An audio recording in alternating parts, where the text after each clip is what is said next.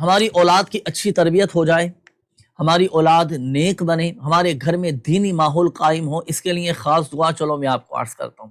ہر ماں باپ کی، گھر کی ہر پرست کی یہ خواہش ہوتی ہے اور ہونی بھی چاہیے، اچھی بات ہے کہ ہمارے گھر میں ایک دینی ماحول قائم ہو اور ہمارے گھر میں بچے بھی نمازی بنے، ہماری اولاد بھی نمازی بنے، ہمارے گھر میں دینی تعلیم کا عام سلسلہ عام ہوتا رہے۔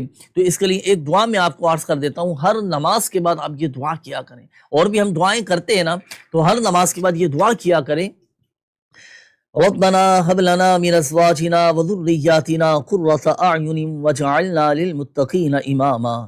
ربنا ربنا هب لنا من ازواجنا وذرياتنا قرة اعين واجعلنا للمتقين اماما۔ یہ دعا آیت قرآنی ہے، قرآن پاک کی آیت مبارکہ ہے۔ ہر نماز کے بعد اول اور آخر ایک بار درود پاک کے ساتھ یہ آیت قرآن آپ پڑھ لیا کریں، اللہ پاک کی رحمت سے کرم ہوگا، گھر میں دینی ماحول قائم ہوگا اور الحمدللہ عز و جل بچے نیک بنیں گے۔ اگر آپ چاہتے ہیں کہ گھر کے بال بچے سب نیک بنیں تو یہ دعا ہر نماز کے بعد ایک مرتبہ پڑھ لیا کریں، انشاءاللہ الکریم اللہ کی رحمت سے گھر میں دینی ماحول قائم ہوگا۔